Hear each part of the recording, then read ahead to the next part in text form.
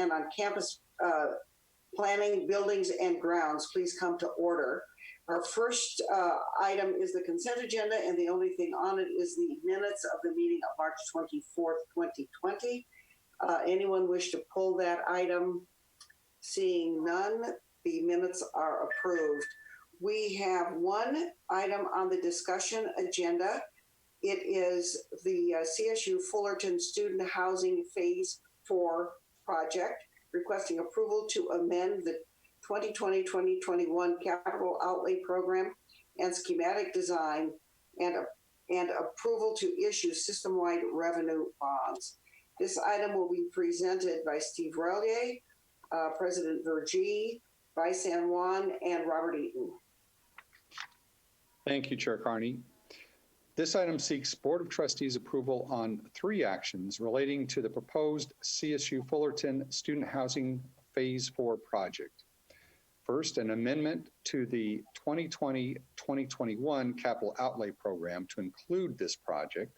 Secondly, approval of the schematic design. And third, approval of the project financing. President Vergee will introduce this item. President Vergee.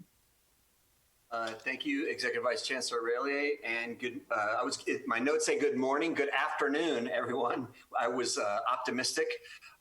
Just in case you didn't get enough of me for our master plan, I am back again. I don't want to let the grass grow under our feet based on our proposed master plan. We are ready to go. Obviously, on the heels of your discussion of affordable housing as well, so important as in that respect. Since much of the impetus for our student housing Phase 4 project aligns with the goals highlighted in our master plan presentation, I'll try to make this a bit shorter. I don't promise anything. Remember, I am still a lawyer at heart, but I'll do my best. I also want to make, so I just want to make 3 quick points and offer 600 reasons for Cal State Fullerton's proposal for our new housing project. The 600 reasons are obvious. They are the 600 mainly sophomores and juniors who will live in and have their lives transformed by this housing. As for the 3 quick points, some of them are an emphasis of what was already said. The first is something I know you're already familiar with, which is the research shows that on-campus living in conjunction with intentional and targeted programming contributes significantly to student success, to belonging, to building community, access to campus resources, to persistence and graduation, which is what we are after. Aligning with this national data, the results from the programming and feasibility studies that we conducted at Cal State Fullerton, specifically with students and what they want, yielded an expanded list of critical requirements vital to student success, including that sense of community, themed floors, et cetera, a connection to existing housing and campus and surrounding environments, and then safety for our students, all of which directly aligns with the goals of our master plan and GI 2025. The second point is some might try to compare the cost of our on-campus housing with the cost of private housing off campus. But I think that's comparing apples to oranges. And since Cal State Fullerton was originally an orange grove, we're the oranges in that comparison. In that comparison, even though the cost of off-campus apples private housing is roughly the same as our on-campus orange housing, our orange housing provides so much more when it comes to co-curricular activities, immersive experiences, student engagement. That's not just me saying that, that's the data and the information that we get back from our students. And when you do the actual orange to orange comparison of our on-campus housing to the cost of on-campus housing at other 4-year comprehensive universities in our region, specifically UCI and Chapman, ours are more affordable and less expensive, no matter how you peel it. So since I'm not serving up fruit salad here, I'll stop with the apples and oranges and get to point 3, and that is, should we be building in the midst of this global pandemic? Is this the time to build? And the answer is yes, and here's why. First off, this project is not something that we dreamed up in the last few months. We've been planning it for 5 years, and it won't be completed for another 2. We've already committed $8 million, and our staff has spent thousands of hours crossing the T's and dotting the I's. If we were to press pause here and wait for the pandemic to be over, it wouldn't really just be a pause button, it would be a full stop. we'd be required to restart everything, find new contractors, lose the cost of everything that we have been able to lock in, and the opportunity would be gone. Additionally, and probably most importantly on why now, is this project is barely additive to our housing stocks, because it will be replacing, after it's completed, projects from our original housing that is decades and decades old, and which has documented code violations and the maintenance and fire life safety issues that we're going to have to deal with. Simply put, we need this housing just to stay current, even though we have some of the lowest housing stocks in the system. I think we are just about at the bottom.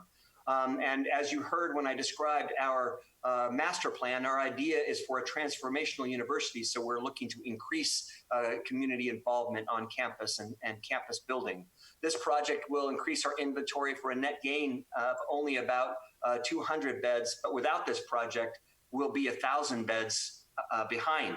So as a replacement project, the new construction will include relocation of existing essential operational space, which will otherwise be lost, and it will negatively affect our ability to deliver housing to our existing program. Finally, as Steve and Robert and Vi will share with you if you ask, and I'm sure you will, actually building in this time of COVID, when this project will not come online for another couple of years, is actually a good idea.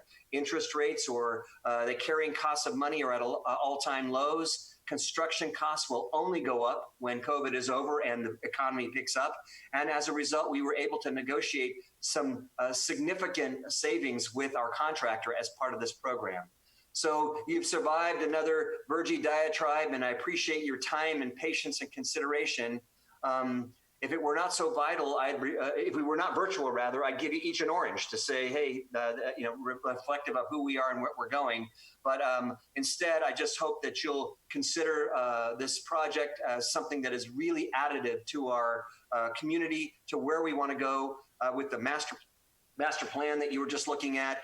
And that is a part of our commitment to serving our students, a diverse group of students from underserved communities that need this place to build community, need this housing to help build their future.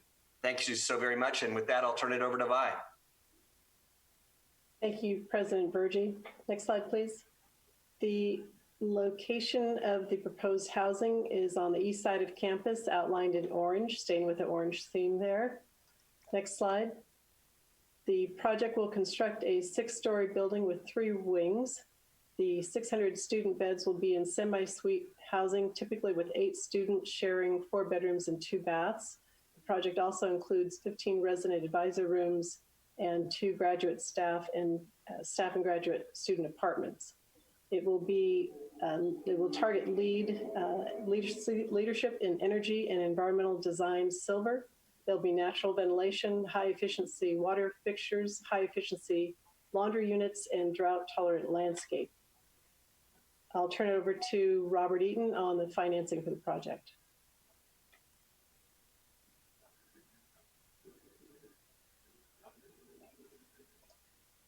Thank you, Vi. I'll try to keep my remarks brief as well. So this project is requesting financing through the CSU System-Wide Revenue Bond and Commercial Paper programs. The requested not to exceed amount for this project is $113,230,000. And that's based on a project budget of approximately $122.5 million and a housing program contribution of $20 million. Now, due to COVID-19, campus housing operations and other self-support enterprise operations have been adversely affected in the recently completed 19-20 fiscal year. And for the upcoming 2021 fiscal year, we expect they will be adversely impacted as well. The campus will utilize reserves and other means to carry the programs during that time, with the expectation that by the year 2021-2022, we will return to normal levels. And that's what the financial plan is based upon. At that time, or shortly thereafter in the first year of operations, 2023 and 2024, that's the first full year of operations for the project.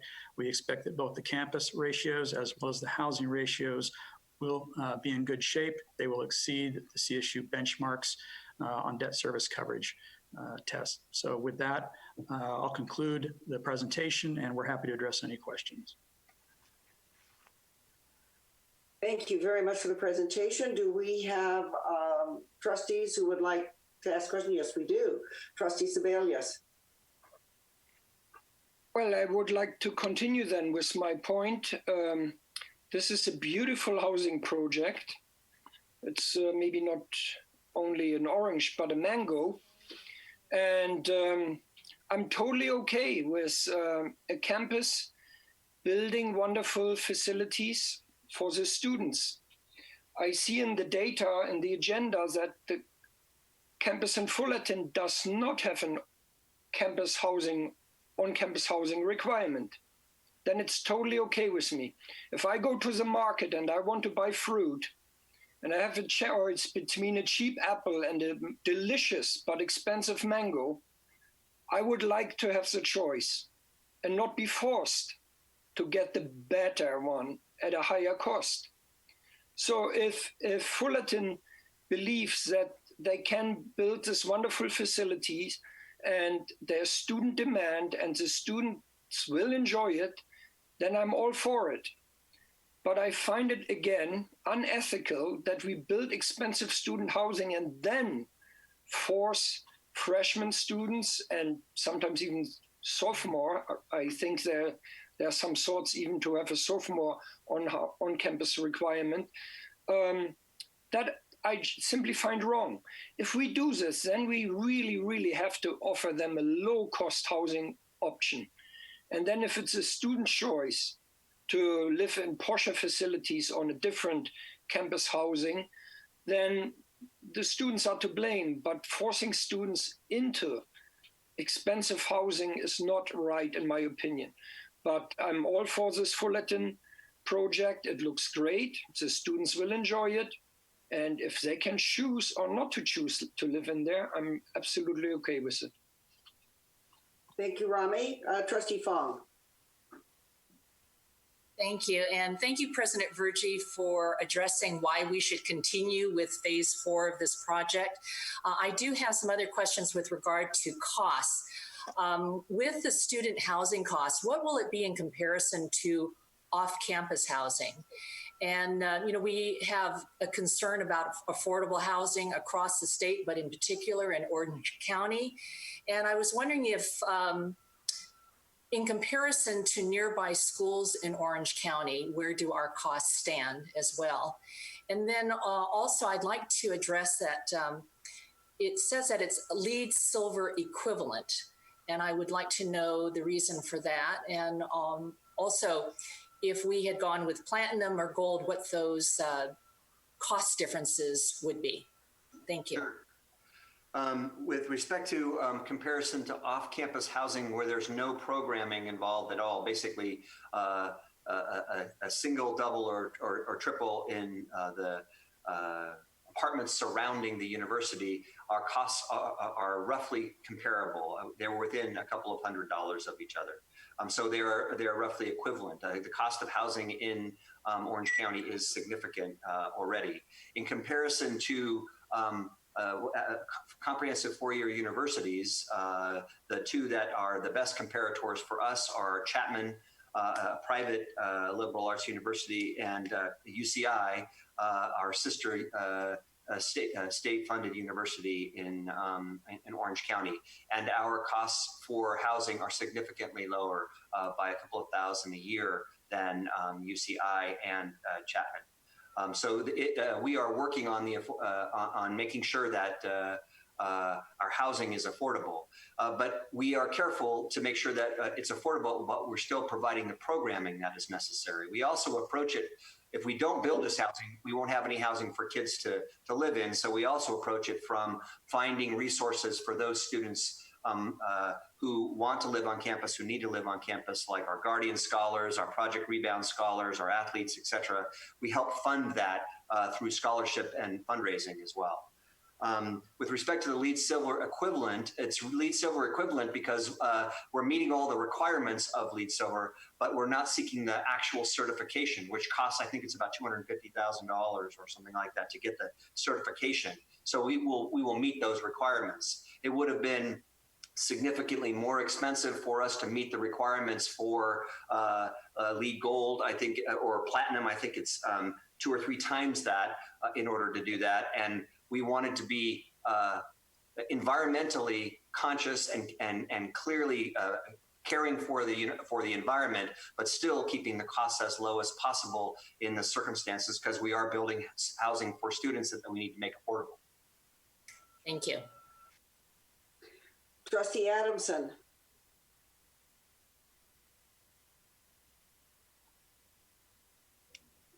Unmute, Larry.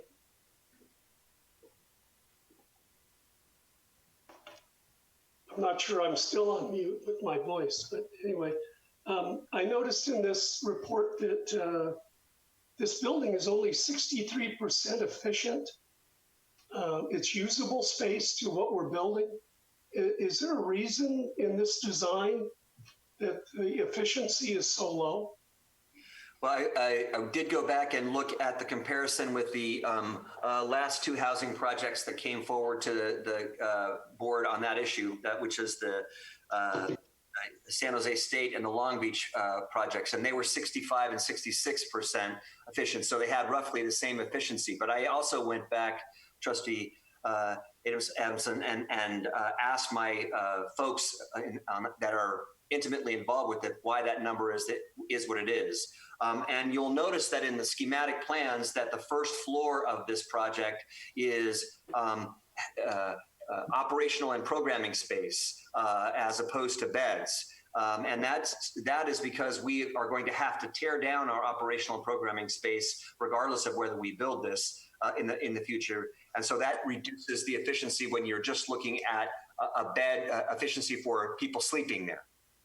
Okay, so it's not the standard ordinary definition of efficiency, because a building's efficiency is its usable space to its non-usable. It's typically the definition. So you're doing it just to residential, to the total building you're building?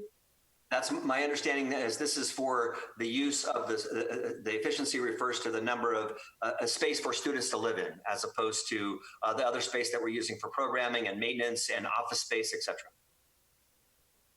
Okay, I guess. Thank you. Trustee Fagan.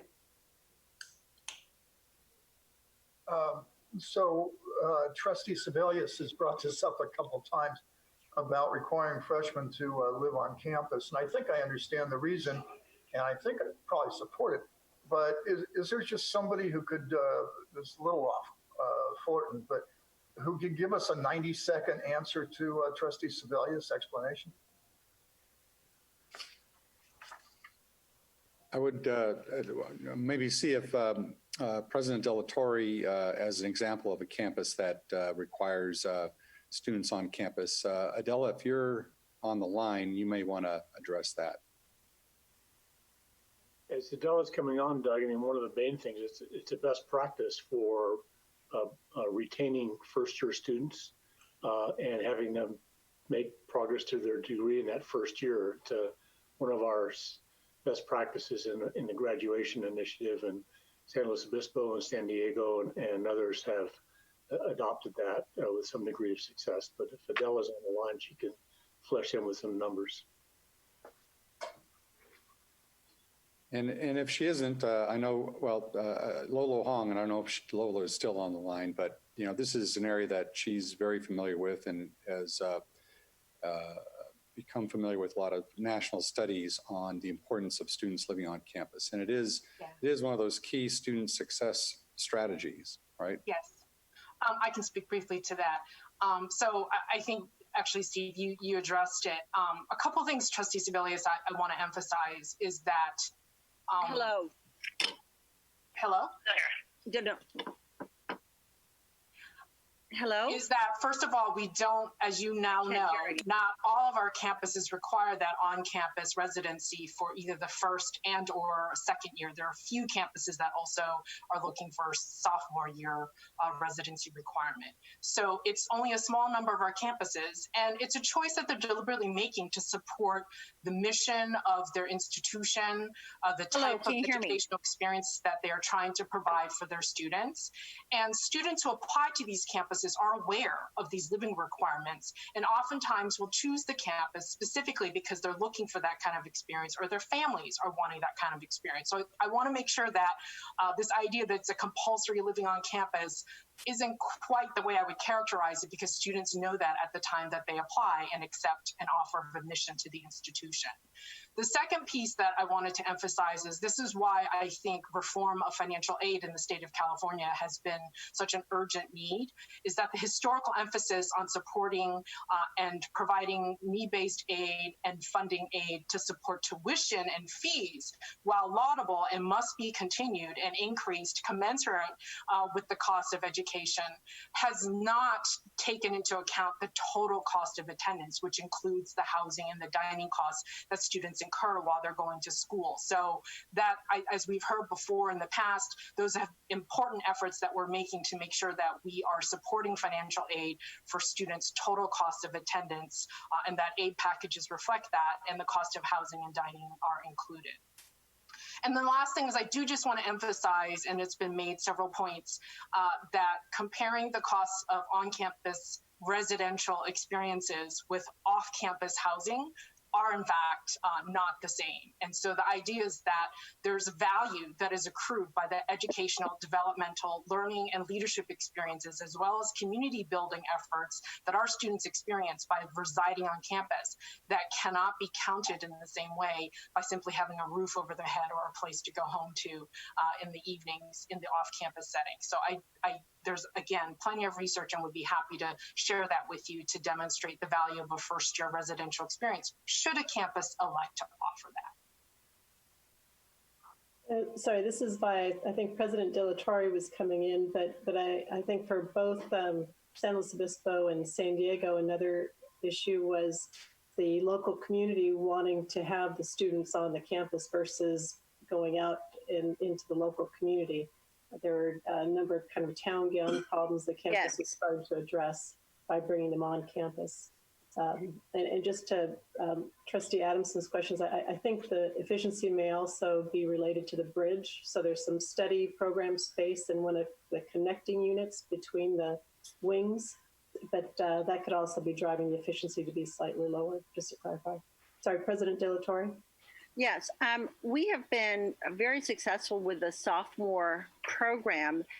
Originally, it was started under the former president in order to enhance the retention. A lot of the literature suggests that the drop-off really occurs between the freshman and sophomore year. And so that if you look at our graduation rate, particularly the graduation rate between diverse groups, San Diego State has had a very successful graduation performance rate. So if you look at our Pell eligible or underrepresented students in particular, they have a very low gap, a one-digit gap.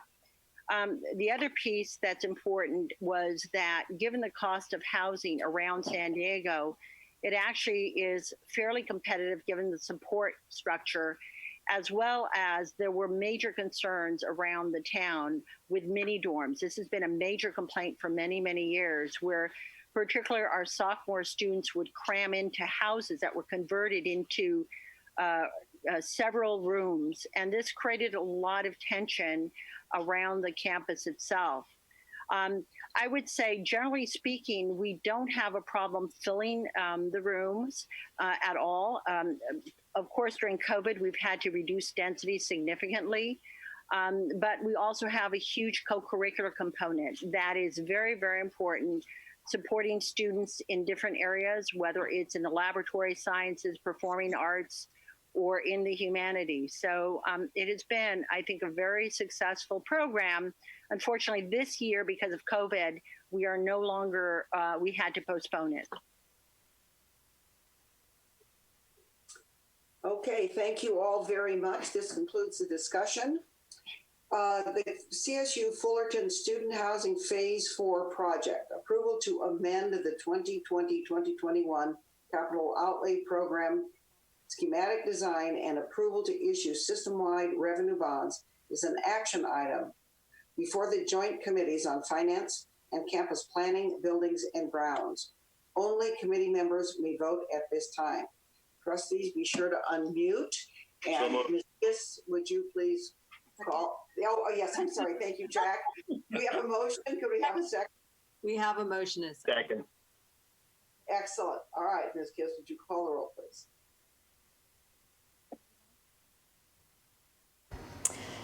Thank you. Okay, Trustee Adamson, Yes. Trustee Carney, Yes.